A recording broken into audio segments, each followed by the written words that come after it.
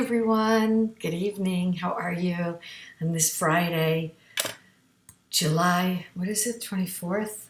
Yeah, getting to the end of July already. Wow, nice to see everybody here. So I'm not, after all, finishing out the week with more murder. Lucian and Eleanor, you know her as Boo Boo, curated tonight's show for me together, which I thought was so sweet of them both to do and so much fun. And what they said, that's so funny, Charles. Yeah. What they decided to curate is they wanted to look at a particular color. And we did look at color a week or two ago, right? We did blue and we did red. And interestingly enough, they chose yellow.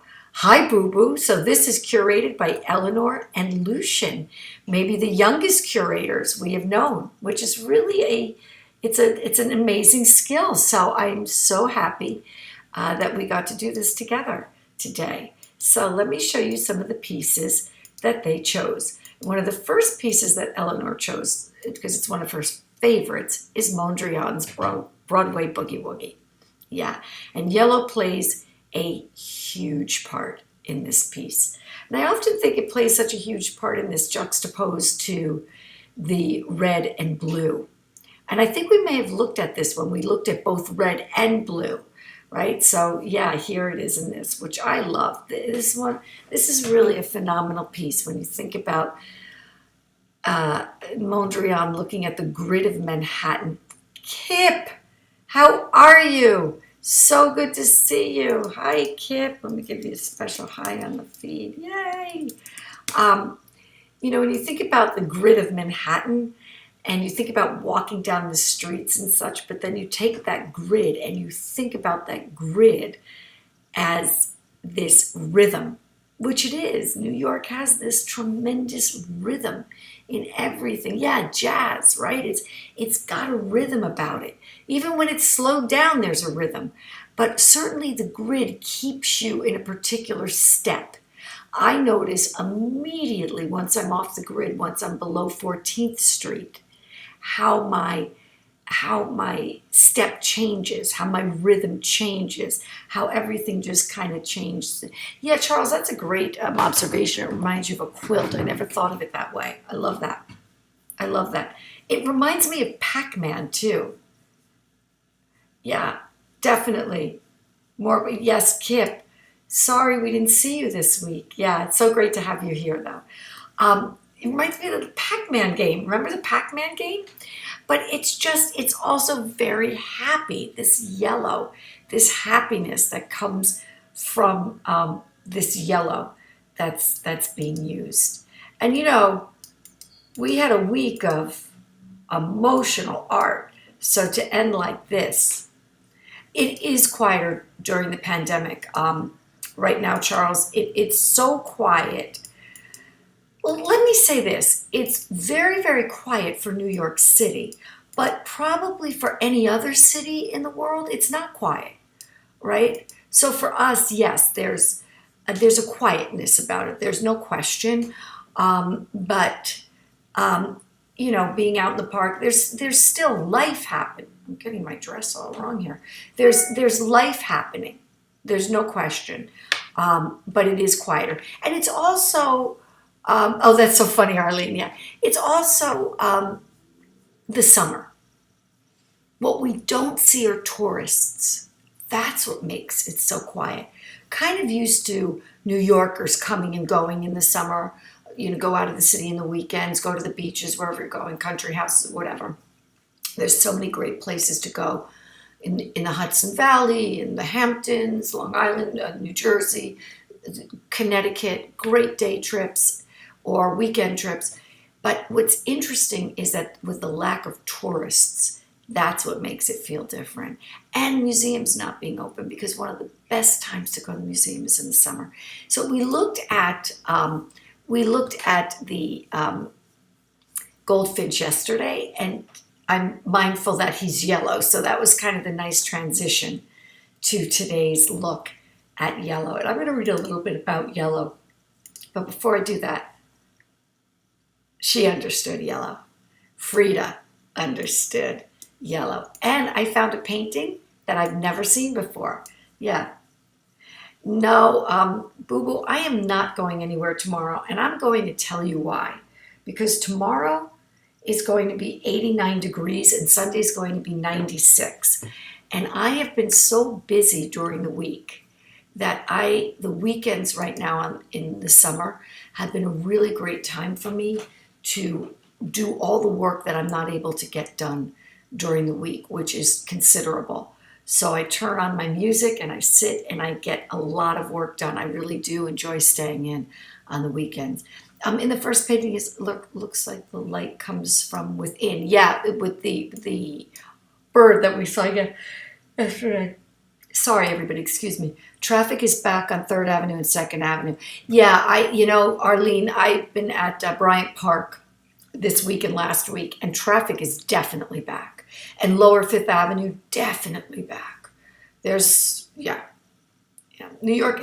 And I said to William, we were walking together, and I said, William, it feels like everybody's back. It's getting there again. I want to read you, I want to add another piece. But the word yellow comes from the Old English word jello. Jello. Yellow is associated with sunshine, knowledge, and the flourishing of living creatures, but also with autumn and maturity. The yellow sun was one of humanity's most important symbols and was worshipped as god in many cultures. According to Greek mythology, the sun god Helios wore a yellow robe and rode in a golden chariot drawn by 4 fiery horses across the heavenly firmament. The radiant yellow light of the sun personified divine wisdom. In China, yellow is assigned to the active and creative male, yang principle, while ancient Egyptians ascribed yellow to the female principle. Very, very interesting. There's a lot of different pigments of yellow. So I want to show you some fun new work not on the, I think I wanted to take a little bit of a different view of yellow. So let's take a look at this one. Yeah. Oh, the jazz one. Yeah, that's interesting. Oh, it is like your paper cut. Boo Boo, it is your Frida Kahlo. It's like the paper cut. That's exactly right. So in the earliest 20th century Germany, Franz Marc ignited a back to nature movement, a central tenet of which was that animals possessed a certain godliness that men had long since lost. Marc wrote, people with their lack of piety, especially men, never touched my true feelings. In contrast, he also wrote that animals, with their virginal sense of life, awakened all that was good in me. Marc developed a theory of color symbolism in order to communicate the idea of his movement. Yellow symbolized femininity because it is gentle, cheerful, and sensual, while blue symbolized masculinity because it's spiritual and intellectual. The cow in his painting, the yellow cow, which is at the Guggenheim, could therefore be a depiction of Maria Frank, his wife, while the triangular blue mountains could be Marc's abstract self-portrait. It could be, right? Who knows?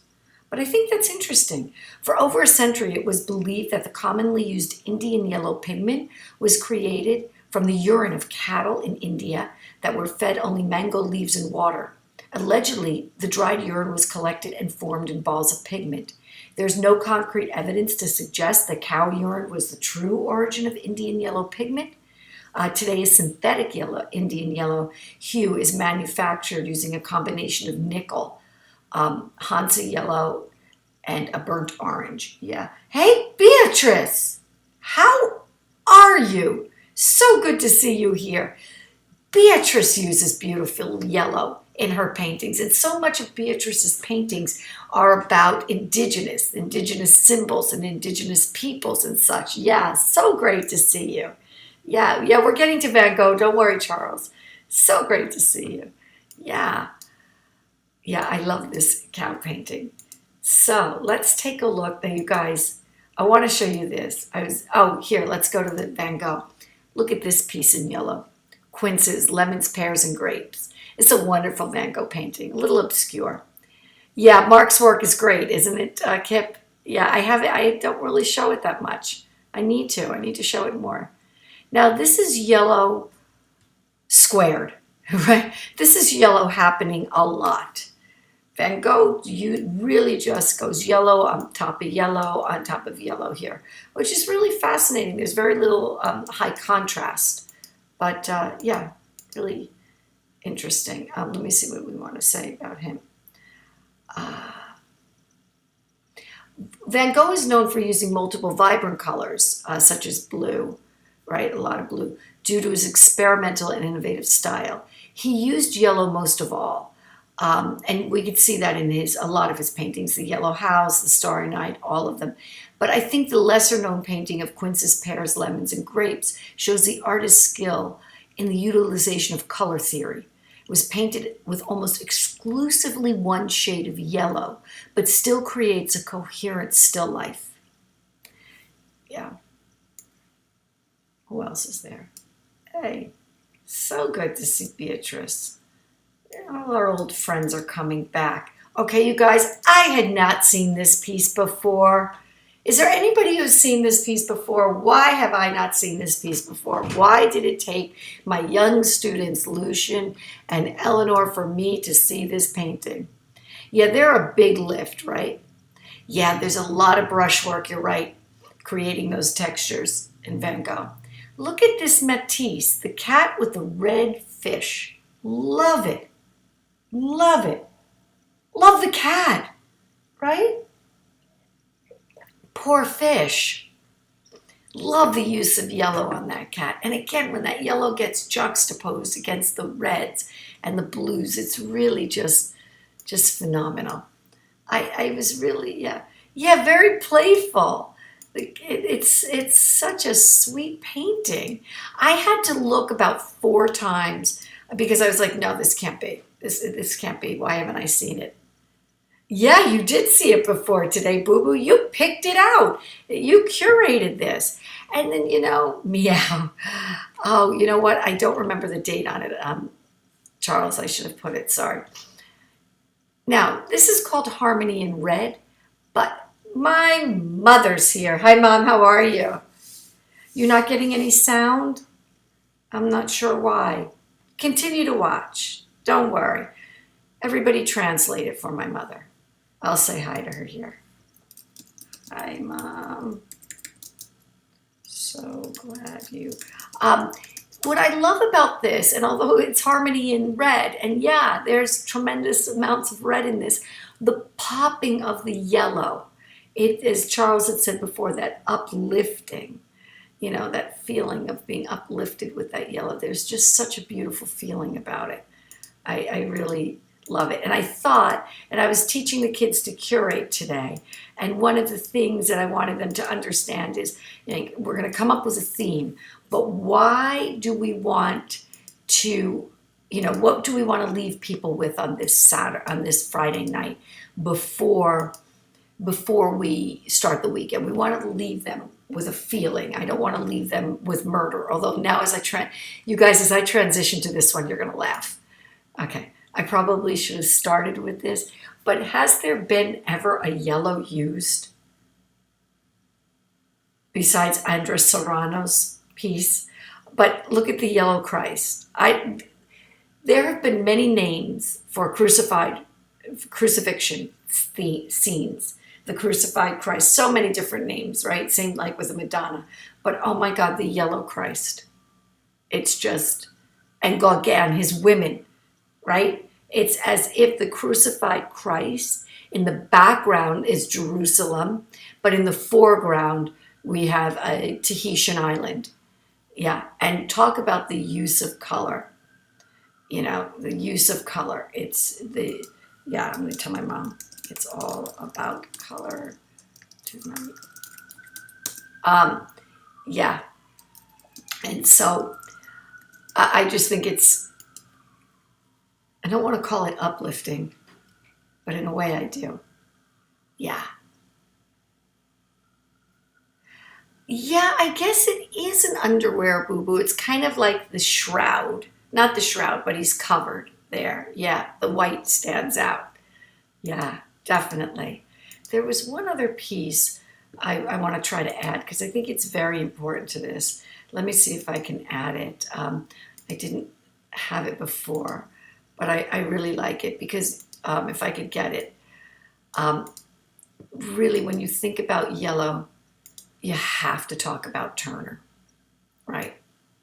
You got to talk about Turner because he really, his work with, sorry about that. I'm saying sorry to myself, sorry guys. Let me translate. Look at this piece of Turner's, this use of yellow in that romantic period. Yeah, I agree with you, Kip. It's like this hope in the time of sorrow. And I feel like we kind of live in that time right now. Um, it's more confusing now than ever. When we started out in this, especially in New York, we had really great leadership with our governor, and still do. And he kind of gave us a directive. We're going to flatten the curve. We're going up a mountain, we're going to flatten it, then we're going down the mountain. And here's what we need to do. We're going to listen to the healthcare professionals. We're going to listen to the scientists. We're going to listen to science, and we're going to do what's right. And we did. And we took a nightmare situation, and we did that. And as everybody else is fighting, as the nation is fighting with itself over, is a mask, wearing a mask, a political, or there's all of these hoaxes out there, and it's just a big hoax. And Bill Gates is enemy number one, public enemy number two. It's just, the nation's fighting with itself. New York not only flattens the curve, it decimates it, and now the rest of the country is in a nightmare situation. And it feels like there's no directive anymore. We're still constantly fighting with ourselves. And so at this time when hoping to reopen and people get back to their lives and know what their lives are about again, we're once again on this path to unknowing, which is really hard to be on. And I feel for everybody. I feel for the students that don't know if they're going back to school. I feel for artists who don't know when galleries are going to open and museums, and people who can't make a living, and unemployment is stopping. It's the whole thing. So yeah, I do feel very strongly that we did need something uplifting. It's almost as if the Black Indigenous bird symbol appears behind the yellow. The Black Indigenous bird symbol. And Frida Kahlo's piece, Beatrice, you're talking about? Or on the Turner piece? I think you're talking about on the Frida Kahlo. Let me know. But yeah, and then certainly this patterning in Matisse is uplifting as well. But those dots of yellow, I love the way the fruit is just kind of placed on the table. Yeah. And my favorite of the day. In the previous one, in the Turner one, Turner's amazing, right, Arlene? We have to look closer, and maybe we'll do a closer look at Turner next week. Yeah. But this cat and all of the patterning and that how yellow and green the cat is really wonderful. He really played with color here. It was really great. So everybody, as we approach the weekend, where it's going to be very hot and steamy in New York City once again, I hope everybody gets an opportunity, I guess, if you want, to get out and get some air, right? But the Turner, that's the Turner Beatrice you're talking about. This Turner piece, is that right? Yeah. And I'm reading. I'm reading and relaxing and trying to, I've been advising everybody, artists I'm mentoring and such, let's take like a week or two and just everybody chill out, everybody relax for 2 weeks or so, and then we'll get back into the swing of things for August and figuring out how we're going to negotiate September. Because because I think there, we only can look at ourselves, look towards ourselves for any kind of leadership and understanding of what we're doing anymore. As sad as that. I mean, it's a positive thing, but it's also it's very frightening that no one really knows what's going on. So anyway, but the one thing that we do know is that art is a constant. It's always there for us to look at. And that yellow is really, it is certainly uplifting. And this Turner is really an amazing piece. And I do have to look at more Turner next week. I think that's a great idea. All right, everyone. I hope you have a great evening and a wonderful weekend. And I'll see you back here on Monday evening. Thank you so much for joining me as always. Beatrice, great to have you back. Kip, great to see you. Thank you, Eleanor and Lucian, for curating such a wonderful piece, such wonderful pieces and a wonderful show. Thank you so much. Bye, everybody.